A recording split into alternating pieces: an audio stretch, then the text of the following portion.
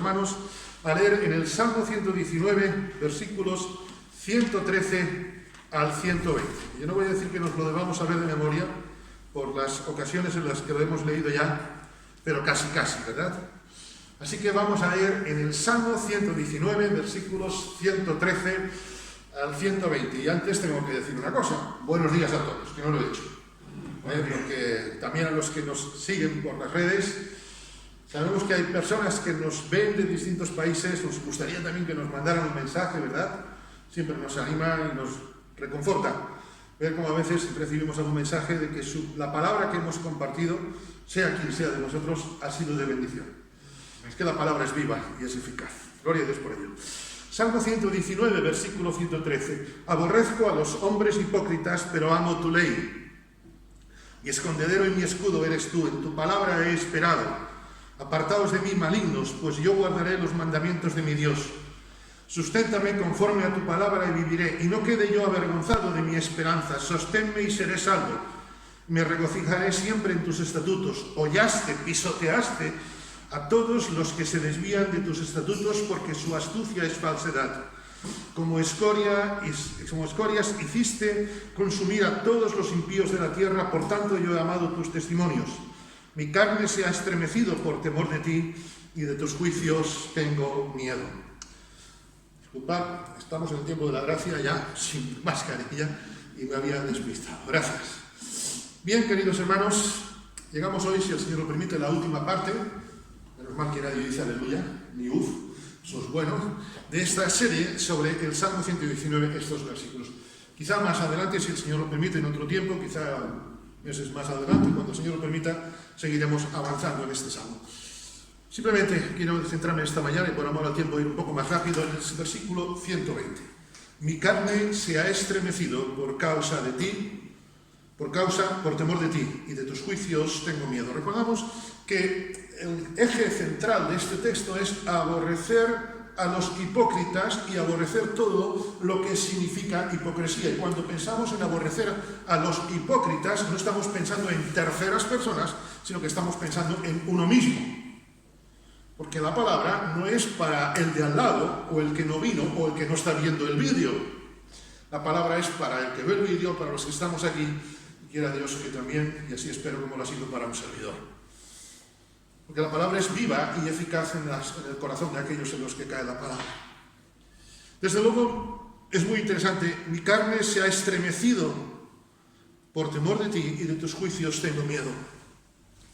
Como vemos en este versículo, y lo vemos, versículo 113, amo tu ley, el salmista nos muestra que hay una idéntica actitud y disposición y compromiso hacia dos cosas, hacia Dios y hacia su palabra. Porque la palabra de Dios es viva. Y si creo en un Dios vivo, en un Dios eterno, creo también en la palabra eterna. Jesús lo dijo en otra expresión: el cielo y la tierra pasarán, pero mis palabras no pasarán. Cualquiera de nosotros puede tener, en el mejor de los casos, buenas palabras, pero nuestras palabras, como nosotros mismos, somos efímeras. El hombre como la flor son sus días, dice el Salmo 102. Si no me equivoco el Salmo, ahora la memoria a veces me falla. Salmo, sí, 102, creo que es. No, bueno, ahora ya 103. Estaba yo mi fotografía en la mente. Salmo 103. El hombre como la flor son sus días. Y lo mejor que a veces pueden quedarnos son frases. Yo a veces leo frases de filósofos antiguos, pero son efímeras. El salmista nos muestra que hay una misma actitud hacia el Señor que hacia su palabra. Yo he amado, dice el versículo 119, tus testimonios. Y queridos hermanos, esto es una palabra para nosotros hoy, en el siglo XXI. Porque sorprende que haya muchos hoy que, tristemente, cuestionen la palabra de Dios. Y no la cuestionan de una forma, digamos, santa, para aprender, sino para denostarla, para ridiculizarla. No aprenden, no buscan cuestionar la palabra de Dios para salir de dudas. No buscan la palabra de Dios para, digamos así, crecer, sino para justificar sus razonamientos filosóficos humanistas en el mejor de los casos.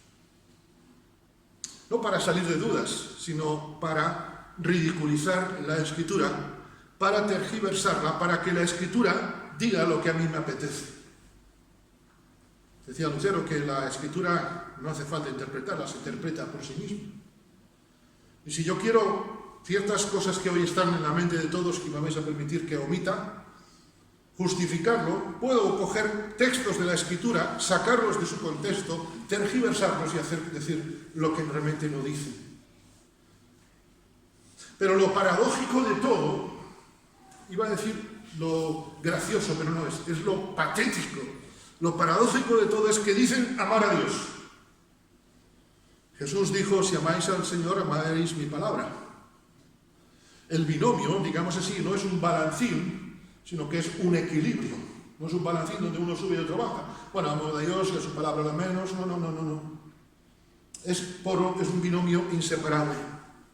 La hipocresía, que tanto hemos citado, nos lleva muchas veces a confundir la palabra de Dios con la palabra del ser humano. Es que Dios usó a seres humanos. Usó a seres humanos, pero quien lo hizo fue Dios. Hay muchas fábricas, por ejemplo, de automóviles, permitidme poner un ejemplo, que tienen su sede, por decir algo, en Alemania, vamos a suponer. Y luego fabrican coches en distintos lugares del mundo. Y podemos decir que la casa A fabrica a lo mejor en España, se fabrica en Argentina, fabrica en China. Pero la patente, el origen es la fábrica madre, vamos a decir así, la fábrica A en Alemania. Y por decir Alemania, no puedo decir otro país.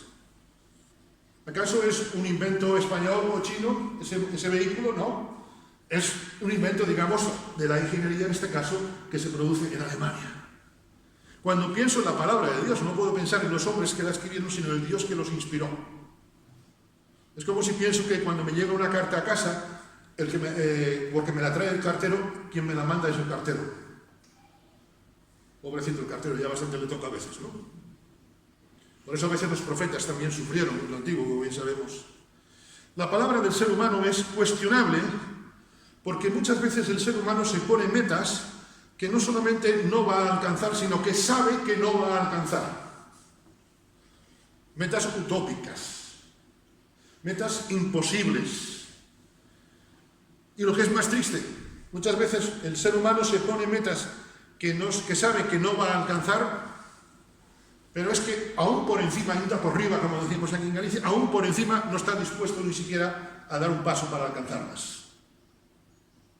Se intenta cuestionar la palabra de Dios, pensando que Dios tiene equivocaciones. Se intenta rebajar el poder de Dios, de la palabra de Dios, justificándolo en muchas cosas, porque es que aquí la palabra lo que dice no es correcto. Dice Números 23, 17, y ya esto era una cuestión que se planteaba en el pueblo de Israel, no en los pobrecitos camorreos o jebuseos, ¿no? Eran en el pueblo de Dios. Fijaros lo que dice el Señor. Números 23, 17. Dios no es hombre para que mienta, ni hijo de hombre para que se arrepienta. Los seres humanos, ¿cuántas veces hacemos promesas y después, cuando, sobre todo somos novios, ¿verdad? Nos hacemos promesas en uno al otro, ay, mi amor, te compraré esto, te compraré lo otro, te compraré una piscina, y después lo único que tienes cuidado es que la parienta no pise el charco, ¿verdad? Mentimos, y algunos sé que está diciendo lo mismo que yo. ¿Qué razón tienes? Y las esposas también están diciendo lo mismo. Se intenta cuestionar la palabra de Dios. ¿Sabéis por qué? Porque se ha querido rebajar a Dios al nivel de colegueo, al nivel de tú a tú. Dice Job 42, ¿es sabiduría contender con el omnipotente? Y es muy interesante esta expresión del omnipotente. ¿Es sabiduría contender un limitado con el omnipotente? El que disputa con Dios responda a esto. La respuesta todos lo sabemos. Si realmente, queridos hermanos y amigos, amamos a Dios, amaremos su palabra. Y si amamos la palabra de Dios, amaremos al que nos la dio. Jesús, como lo decía, lo dejó claro. El que no me ama, no guarda mis palabras. Y las palabras que habéis oído no es mía, sino del Padre que me envió. Si esto lo decía Jesús, ¿no es para echarse a temblar cuando uno lee cuando usó a hombres? Mi carne se ha estremecido. Cuando hago tus testimonios, mi carne se estremece por temor de ti, y de tus juicios tengo miedo. Queridos hermanos, permitidme en segundo lugar a plantearnos una pregunta. ¿Hasta dónde nos afecta nuestro compromiso con Dios? ¿Hasta qué áreas de nuestra vida nuestro compromiso con Dios afecta? ¿Hasta qué punto afecta a todas las áreas de nuestra vida? ¿Influye ese compromiso que tenemos con el Señor en nuestras acciones, en nuestras costumbres? Es bueno analizar el porqué a veces de nuestras costumbres. Sabéis que hay dos palabras que son terribles: nunca y siempre. Nunca hemos hecho esto o siempre hemos hecho esto. Jamás se hizo esto. Son dos palabras que no son precisamente una bendición del cielo. ¿Hasta dónde nos afecta nuestro compromiso con Dios en nuestras acciones, en nuestras costumbres, en nuestras decisiones? La versión La Palabra traduce 1 Corintios 6:19. ¿No sabéis que vuestro cuerpo es templo del Espíritu Santo que habéis recibido de Dios y que habita en vosotros? Ya no sois dueños de vosotros mismos. La versión 60 traducía no sois vuestros. Pero me gusta mucho esto. Ya no sois dueños. Yo con mi vida hago lo que quiero. Craso error. Porque Dios me va a pedir cuenta de lo que hago con mi cuerpo, con mi vida, con mis acciones, con mis costumbres. Y esto no es para que tengamos un complejo de libertad, hermanos, sino para que vivamos libres en el Señor, como acabamos de cantar. Libre soy en Él. Porque cuando estoy atado a mis pasiones, he conocido a personas que me han dicho, recuerdo una persona que conocí cuando visitaba la prisión, que llevaba, era un hombre de unos 40 años, y llevaba fumando desde los 6. Desde que era un trefe, con 6 años. Y me decía, ahora no, esto puede más que yo. Y era un hombre de 1,90, Te daba una bofetada, te ponía la cara como un CD. Y me decía, esto tan pequeñito puede más que yo.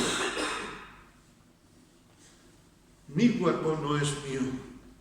A veces nos hemos creído una cosa que Satanás nos ha puesto como bíblica y es antibíblica. Todo el mundo lo hace. O hay otra versión. Esto no tiene nada de malo. Son argumentos que Satanás ha creado y que muchas veces nos hemos creído que son válidos. En ningún pasaje de la Escritura podemos apoyar eso.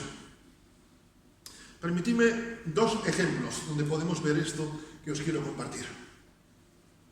¿Recordáis en los tiempos de Noé? Todo el mundo hacía lo mismo.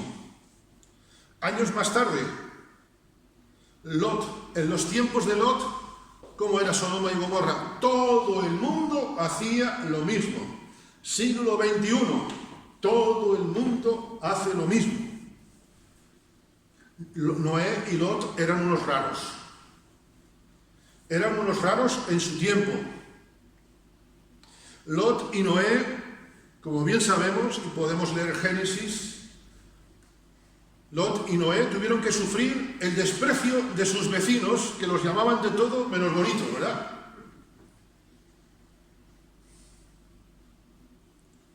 Lot y Noé tuvieron que mantenerse firmes frente a la presión que tuvieron, porque amaban al invisible, veían al invisible.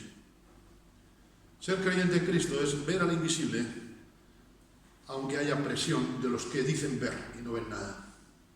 El apóstol Pablo lo describe en otras palabras, un versículo sumamente conocido en 1 Corintios. La palabra de la cruz es locura a los que se pierden, pero para nosotros es poder de Dios. Hay mucho loco suelto en este mundo, pero para nosotros es el poder de Dios, como lo fue para Lot y para Noé. Leo 2 de Pedro 2 versículo 7, Dios rescató a Lot y lo sacó de Sodoma porque Lot era un hombre recto que estaba harto de la vergonzosa inmoralidad de la gente perversa que lo rodeaba. Así es, Lot era un hombre recto, atormentado en su alma por la perversión que veía y oía a diario. Y yo pido en esta mañana al Señor, si te queda algo de esta mañana, de este sermón, yo te pido esto, me gustaría que te quedara esto, como a mí me ha quedado mucho en estos días. Señor, yo quiero ser como Lot en este sentido. Que mi alma se siente atormentada por la perversión que veo a mi alrededor. Porque si no, es que no me distingo de los demás. Cosas que hace algunos años llamábamos pecado y lo decimos que es una costumbre mala. Espérate dentro de unos años si no les damos un barniz cristiano, como algunos ya le están dando. Si nuestro compromiso es con Dios solamente los domingos, si nuestro compromiso es con Dios solamente un poquito en el día, durante el día o un momento en la semana, no nos distinguimos de los que no aman a Dios. La vida de discipulado es toda la semana, la vida de testimonio es toda la semana. A veces hemos confundido testimonio con hablar. Testificar no es hablar. Hablar, si hace falta, se habla, pero el testimonio es nuestros hechos. Hay un refrán muy clásico: nuestras acciones dicen más que nuestras palabras. Ahora nos viene alguien que no habla nuestro idioma, pero vemos sus acciones y nos dicen más que sus palabras. En estos momentos, estoy pensando en Ucrania, en Yemen y otros países donde hay ayuda que se está llegando, muchos de los que van a servir allí no conocen el idioma, pero con sus acciones están demostrando lo que hay en sus corazones. Hemos confundido, repito, y hemos asumido, que es lo más triste, testificar con hablar. Y testificar es más que hablar, y hablar a veces simplemente es lo mínimo. Dar testimonio es vivir para Dios en nuestro trabajo, en la cola del supermercado, en el semáforo en ámbar, como alguna vez nos ha pasado, en la carretera, al aparcar. Esta semana leía de 2 que se habían liado a tiros por un aparcamiento. Y bueno, hemos oído más de una vez alguno, ¿verdad?, que ha sacado el diccionario de María Moliner, que me entendéis la ironía, ¿verdad?, el diccionario de la Academia Española, por un aparcamiento o por otra cosa. O a veces por... El otro día en nuestro edificio se montó una medio pirula por una barandilla que se ha soltado. Te quiero contar si se cae el edificio, entonces ya allí, vamos, sale toda la Biblioteca Nacional. Queridos hermanos, oportunidades para hablar no siempre se presentan, pero oportunidades para testificar las tenemos las 24 horas, los 7 días a la semana. Repito, te dices, a veces que no tengo oportunidad de testificar. Tenemos oportunidad de testificar porque nuestras palabras dicen más que nuestros hechos. La vida de sacerdocio como creyentes es toda la semana. Este pasaje, este versículo especialmente, nos desafía a examinar nuestras costumbres, nuestros pensamientos. Mi carne se ha estremecido por temor de ti. Estremecer, dice el diccionario, y leo simplemente 2 acepciones, es hacer temblar algo, ocasionar alteración o sobresalto en el ánimo de alguien. Una tercera, permitidme sentir una repentina sacudida nerviosa o sobresalto en el ánimo. ¿Hasta qué punto, hermano o hermana, en este año 2022 que llevamos, la palabra de Dios me está conmoviendo? ¿Hasta qué punto cada domingo salimos diferentes de aquí, no por el predicador, sino por la palabra? Me ha estremecido, mi carne se ha estremecido por temor de ti. ¿Cuántas veces hemos perdido la sensibilidad al mover del Espíritu Santo en nosotros? Porque somos cristianos de costumbres y no cristianos de estremecimiento. Conocer al Señor nos lleva a enamorarnos más de Él cada día. Debe llevarnos a ser más sensibles a su palabra. Debe llevarnos a desear más su presencia, a desear más su poder, a que la acción del Espíritu Santo en nosotros cada día se esté desarrollando no mejor que antes, sino más y mejor que antes. Como dice una canción, he probado y quiero más. Porque cuando somos conmovidos por el Señor, eso nos lleva a reverenciarle, a derretirnos delante de Él. A muchas personas el temor de Dios les lleva a alejarse. A ti y a mí, ¿a qué nos mueve el temor de Dios? Dios muestra su misericordia de muchas formas, bendiciéndonos, permitiéndonos que pasemos dificultades del tipo que sea. Dios nos ha bendecido obviamente con una salvación tan grande e inexplicable, pero también Dios quiere mostrar hoy en nuestras vidas y a los que viven alrededor nuestro que nuestros corazones insaciables son, como cantábamos, son sensibles al mover de Dios. ¿Cómo reaccionamos cuando vemos que Dios ejerce su juicio? ¿Cómo reaccionamos cuando vemos ciertas cosas? Es muy interesante cuando en septiembre de 2001, si mal no recuerdo, estallaron hubo los atentados de las Torres Gemelas. En Estados Unidos las iglesias se llenaron. La gente buscaba desesperadamente a Dios. Ahora en la guerra de Ucrania, y estos días estaba oyendo testimonios de primera mano de pastores que han estado allí, madre mía, cómo están llenándose muchas iglesias buscando a Dios. En España tuvimos en el 2004 los atentados del 11 de marzo, con 193 heridos y más de 193 muertos, y más de 200 heridos.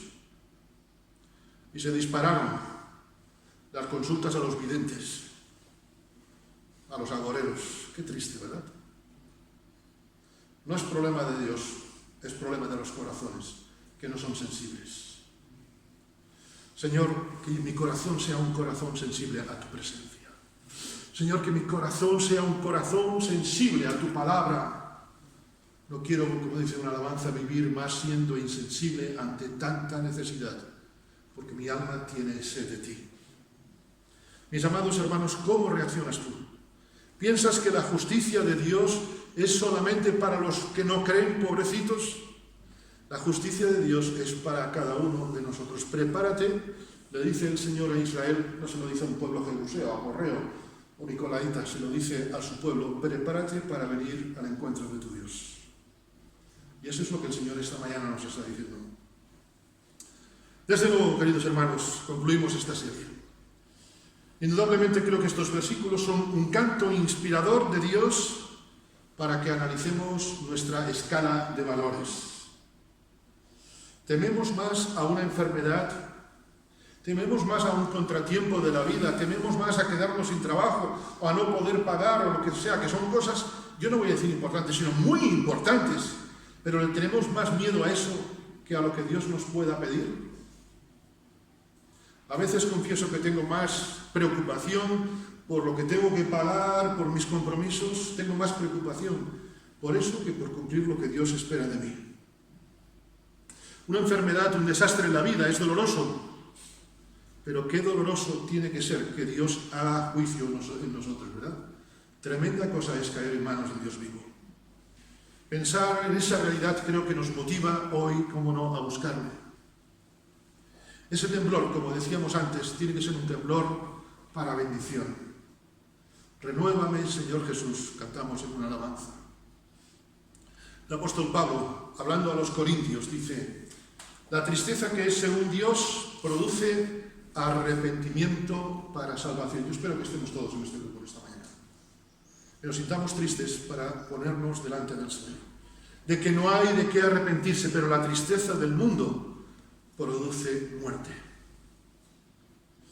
Concluimos, y ojalá nuestra oración sea la del Salmo 139, versículos 23-24, que conocemos de memoria y que me permito leer en la traducción del lenguaje actual. Dios mío, mira en el fondo de mi corazón y pon a prueba mis pensamientos. Dime si mi conducta no te agrada y enséñame, por favor, enséñame a vivir como quieres que yo viva. Que el Señor os bendiga.